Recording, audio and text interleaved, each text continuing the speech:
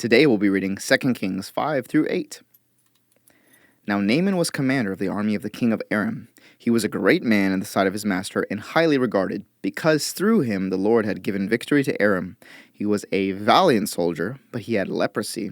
Now bands of raiders from Aram had gone out and had taken captive a young girl from Israel, and she served Naaman's wife. She said to her mistress, "If only my master would see the prophet who is in Samaria, he would cure him of his leprosy." Naaman went to his master and told him what the girl from Israel had said. "By all means, go," the king of Aram replied. "I will send a letter to the king of Israel." So Naaman left, taking with him 10 talents of silver, 6,000 shekels of gold, and 10 sets of clothing. The letter that he took to the king of Israel read, "With this letter I am sending my servant Naaman to you so that you may cure him of his leprosy." As soon as the king of Israel read the letter, he tore his robes and said, "Am I God? Can I kill and bring back to life? Why does this fellow send someone to me to be cured of his leprosy? See how he is trying to pick a quarrel with me." When Elisha, the man of God, heard that the king of Israel had torn his robes, he sent him this message: "Why have you torn your robes? Have the man come to me, and he will know that there is a prophet in Israel." So Naaman went with his horses and chariots and stopped at the door of Elisha's house. Elisha sent a messenger to him, "Go, wash yourself 7 times in the Jordan, and your flesh will be restored, and you will be cleansed." But Naaman went away angry and said, "I thought that he would surely come out to me and stand and call on the name of the Lord his God, wave his hand over the spot, and cure me of my leprosy. Are not Abana and Pharpar, the rivers of Damascus, better than all the waters of Israel? Couldn't I wash in them and be cleansed?" So he turned and went off in a rage. Naaman's servants went to him and said, "My father, if the prophet had told you to do some great thing, would you not have done it? How much more, then, when he tells you, 'Wash and be cleansed'?" So he went down and dipped himself in the Jordan 7 times, as the man of God had told him, and his flesh was restored, and became like that of a young boy. Then Naaman and all his attendants went back to the man of God. He stood before him and said, "Now I know that there is no God in all the world except in Israel. So please accept a gift from your servant." The prophet answered, "As surely as the Lord lives, whom I serve, I will not accept a thing." And even though Naaman urged him, he refused. "If you will not," said Naaman, "please let me, your servant, be given as much earth as a pair of mules can carry. For your servant will never again make burnt offerings and sacrifices to any other god but the Lord. But may the Lord forgive your servant for this one thing. When my master enters the temple of Rimmon to bow down, and he is leaning on my arm, and I have to bow there also. When I bow down in the temple of Rimmon, may the Lord forgive your servant for this." "Go in peace," Elisha said. After Naaman had traveled some distance, Gehazi, the servant of Elisha, the man of God, said to himself, "My master was too easy on Naaman, this Aramean, by not accepting from him what he brought. As surely as the Lord lives, I will run after him and get something from him." So Gehazi hurried after Naaman. When Naaman saw him running toward him, he got down from the chariot to meet him. "Is everything all right?" he asked. "Everything is all right," Gehazi answered. "My master sent me to say, 2 young men from the company of the prophets have just come to me from the hill country of Ephraim. Please give them a talent of silver and 2 sets of clothing." "By all means, take 2 talents," said Naaman. He urged Gehazi to accept them, and then tied up the 2 talents of silver in 2 bags with 2 sets of clothing. He gave them to 2 of his servants, and they carried them ahead of Gehazi. When Gehazi came to the hill, he took the things from the servants and put them away in the house. He sent the men away, and they left. When he went in and stood before his master, Elisha asked him, "Where have you been, Gehazi?" "Your servant didn't go anywhere," Gehazi answered. But Elisha said to him, "Was not my spirit with you when the man got down from his chariot to meet you? Is this the time to take money or to accept clothes, or olive groves and vineyards, or flocks and herds, or male and female slaves? Naaman's leprosy will cling to you and to your descendants forever." When Gehazi went from Elisha's presence and his skin was leprous, it had become as white as snow. The company of the prophets said to Elisha, "Look, the place where we meet with you is too small for us. Let us go to the Jordan, where each of us can get a pole, and let us build a place there for us to meet." And he said, "Go." Then one of them said, "Won't you please come with me with your servants?" "I will," Elisha replied, and he went with them. They went to the Jordan and began to cut down trees. As one of them was cutting down a tree, the iron axe head fell into the water. "Oh no, my lord," he cried out. "It was borrowed." The man of God asked, "Where did it fall?" When he showed him the place, Elisha cut a stick and threw it in there, and made the iron float. "Lift it out," he said. Then the man reached out his hand and took it. Now the king of Aram was at war with Israel. After conferring with his officers, he said, "I will set up my camp in such and such a place." The man of God sent word to the king of Israel, "Beware of passing that place, because the Arameans are going down there." So the king of Israel checked on the place indicated by the man of God. Time and time again, Elisha warned the king so that he was on his guard in such places. This enraged the king of Aram. He summoned his officers and demanded of them, "Tell me, which of us is on the side of the king of Israel?" "None of us, my lord the king," said one of his officers. "But Elisha, the prophet who is in Israel, tells the king of Israel the very words you speak in your bedroom. Go, find out where he is." The king ordered, "So I can send men and capture him." The report came back, "He is in Dothan." Then he sent horses and chariots and a strong force there.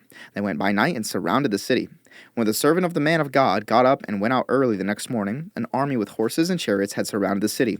"Oh no, my lord, what shall we do?" the servant asked. "Don't be afraid," the prophet answered. "Those who are with us are more than those who are with them." And Elisha prayed, "Open his eyes, Lord, so that he may see." Then the Lord opened the servant's eyes, and he looked and saw the hills full of horses and chariots of fire all around Elisha. As the enemy came down toward him, Elisha prayed to the Lord, "Strike this army with blindness." So he struck them with blindness, as Elisha had asked. Elisha told them, "This is not the road, and this is not the city. Follow me, and I will lead you to the man you are looking for." And he led them to Samaria. After they entered the city, Elisha said, "Lord, open the eyes of these men so they can see." Then the Lord opened their eyes, and they looked, and there they were inside Samaria. When the king of Israel saw them, he asked Elisha, "Shall I kill them, my father? Shall I kill them?" "Do not kill them," he answered. "Would you kill those you have captured with your own sword or bow? Set food and water before them, so that they may eat and drink and then go back to their master." So he prepared a great feast for them. And after they had finished eating and drinking, he sent them away, and they returned to their master. So the bands from Aram stopped raiding Israel's territory. Sometime later, Ben-Hadad, king of Aram, mobilized his entire army and marched up and laid siege to Samaria. There was a great famine in the city. The siege lasted so long that a donkey's head sold for 80 shekels of silver, and a quarter of a cab of seed pods for 5 shekels. As the king of Israel was passing by on the wall, a woman cried to him, "Help me, my lord, the king." The king replied, "If the Lord does not help you, where can I get help for you? From the threshing floor? From the winepress?" Then he asked her, "What's the matter?" She answered, "This woman said to me, 'Give up your son so we may eat him today, and tomorrow we'll eat my son.' So we cooked my son and ate him. The next day I said to her, 'Give up your son so we may eat him,' but she had hidden him." When the king heard the woman's words, he tore his robes. As he went along the wall, the people looked, and they saw that under his robes he had sackcloth on his body. He said, "May God deal with me, be it ever so severely, if the head of Elisha, son of Shaphat, remains on his shoulders today." Now Elisha was sitting in his house, and the elders were sitting with him. The king sent a messenger ahead, but before he arrived, Elisha said to the elders, "Don't you see how this murderer is sending someone to cut off my head? Look, when the messenger comes, shut the door and hold it shut against him. It is not the sound of his master's footsteps behind him." While he was still talking to them, the messenger came down to him. The king said, "This disaster is from the Lord. Why should I wait for the Lord any longer?" Elisha replied, "Hear the word of the Lord. This is what the Lord says. About this time tomorrow, a seah of the finest flour will sell for a shekel, and 2 seahs of barley for a shekel at the gate of Samaria." The officer, on whose arm the king was leaning, said to the man of God, "Look, even if the Lord should open the floodgates of the heavens, could this happen?" "You will see it with your own eyes," answered Elisha, "but you will not eat any of it." Now there were 4 men with leprosy at the entrance of the city gate. They said to each other, "Why stay here until we die? If we say, 'We'll go into the city,' the famine is there, and we will die. And if we stay here, we will die. So let's go over to the camp of the Arameans and surrender. If they spare us, we will live. If they kill us, then we die." At dusk they got up and went to the camp of the Arameans. When they reached the edge of the camp, no one was there, for the Lord had caused the Arameans to hear the sound of chariots and horses and a great army, so that they said to one another, "Look, the king of Israel has hired the Hittite and Egyptian kings to attack us." So they got up and fled in the dusk and abandoned their tents and their horses and donkeys. They left the camp as it was and ran for their lives. The men who had leprosy reached the edge of the camp, entered one of the tents, and ate and drank. Then they took silver, gold, and clothes and went off and hid them. They returned and entered another tent. and took some things from it and hid them also. Then they said to each other, "What we're doing is not right. This is a day of good news, and we are keeping it to ourselves. If we wait until daylight, punishment will overtake us. Let's go at once and report this to the royal palace." So they went and called out to the city gatekeepers and told them, "We went into the Aramean camp, and no one was there, not a sound of anyone, only tethered horses and donkeys, and the tents left just as they were." The gatekeepers shouted the news, and it was reported within the palace. The king got up in the night and said to his officers, "I will tell you what the Arameans have done to us.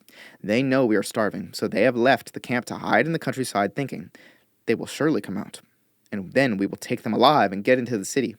One of his officers answered, Have some men take 5 of the horses that are left in the city. Their plight will be like that of the Israelites left here. Yes, they will only be like all the Israelites who are doomed. So let us send them to find out what happened." So they selected 2 chariots with their horses, and the king sent them after the Aramean army. He commanded the drivers, "Go and find out what has happened." They followed them as far as the Jordan, and they found the whole road strewn with the clothing and equipment the Arameans had thrown away in their headlong flight. So the messengers returned and reported to the king. Then the people went out and plundered the camp of the Arameans. So a seah of the finest flour sold for a shekel, and 2 seahs of barley sold for a shekel, as the Lord had said. Now the king had put the officer on whose arm he leaned in charge of the gate. And the people trampled him in the gateway, and he died, just as the man of God had foretold when the king came down to his house. It happened as the man of God had said to the king. About this time tomorrow, a seah of the finest flour will sell for a shekel, and 2 seahs of barley for a shekel at the gate of Samaria. The officer said to the man of God, "Look, even if the Lord should open the floodgates of the heavens, could this happen?" The man of God had replied, "You will see it with your own eyes, but you will not eat any of it." And that is exactly what happened to him, for the people trampled him in the gateway, and he died. Now Elisha had said to the woman whose son he had restored to life, "Go away with your family and stay for a while wherever you can, because the Lord has decreed a famine in the land that will last 7 years." The woman proceeded to do as the man of God said. She and her family went away and stayed in the land of the Philistines for 7 years. At the end of the 7 years, she came back from the land of the Philistines and went to appeal to the king for her house and land. The king was talking to Gehazi, the servant of the man of God, and had said, "Tell me about all the great things Elisha has done." Just as Gehazi was telling the king how Elisha had restored the dead to life, the woman whose son Elisha had brought back to life came to appeal to the king for her house and land. Gehazi said, "This is the woman, my lord the king, and this is her son whom Elisha restored to life." The king asked the woman about it, and she told him. Then he assigned an official to her case and said to him, "Give back everything that belonged to her, including all the income from her land from the day she left the country until now." Elisha went to Damascus, and Ben-Hadad, king of Aram, was ill. Then the king was told, "The man of God has come all the way up here." He said to Hazael, "Take a gift with you and go to meet the man of God. Consult the Lord through him. Ask him, 'Will I recover from this illness?'" Hazael went to meet Elisha, taking with him as a gift 40 camel loads of all the finest wares of Damascus. He went in and stood before him and said, "Your son Ben-Hadad, king of Aram, has sent me to ask, 'Will I recover from this illness?'" Elisha answered, "Go and say to him, 'You will certainly recover.' Nevertheless, the Lord has revealed to me that he will in fact die." He stared at him with a fixed gaze until Hazael was embarrassed. Then the man of God began to weep. "Why is my lord weeping?" asked Hazael. "Because I know the harm you will do to the Israelites," he answered. "You will set fire to their fortified places, kill their young men with a sword, dash their little children to the ground, and rip open their pregnant women." Hazael said, "How could your servant, a mere dog, accomplish such a feat?" "The Lord has shown me that you will become king of Aram," answered Elisha.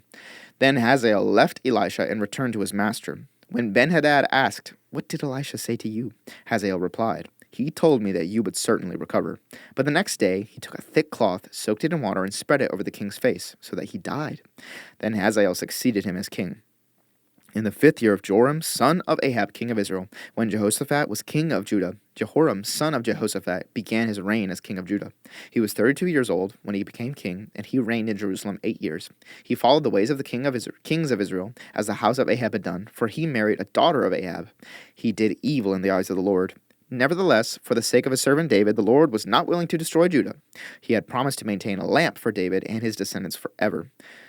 In the time of Jehoram, Edom rebelled against Judah and set up its own king. So Jehoram went to Zair with all his chariots. The Edomites surrounded him and his chariots' commanders. But he rose up and broke through by night. His army, however, fled back home. To this day, Edom has been in rebellion against Judah. Libnah revolted at the same time. As for the other events of Jehoram's reign and all he did, are they not written in the book of the annals of the kings of Judah? But Jehoram rested with his ancestors and was buried with them in the city of David. And Ahaziah, his son, succeeded him as king. In the 12th year of Joram, son of Ahab, king of Israel, Ahaziah, son of Jehoram, king of Judah, began to reign. Ahaziah was 22 years old when he became king, and he reigned in Jerusalem 1 year. His mother's name was Athaliah, a granddaughter of Omri, king of Israel. He followed the ways of the house of Ahab and did evil in the eyes of the Lord, as the house of Ahab had done, for he was related by marriage to Ahab's family. Ahaziah went with Joram, son of Ahab, to war against Hazael, king of Aram, at Ramoth Gilead. The Arameans wounded Joram, so King Joram returned to Jezreel to recover from the wounds the Arameans had inflicted on him at Ramoth in his battle with Hazael, king of Aram. Then Ahaziah, son of Jehoram, king of Judah, went down to Jezreel to see Joram, son of Ahab, because he had been wounded.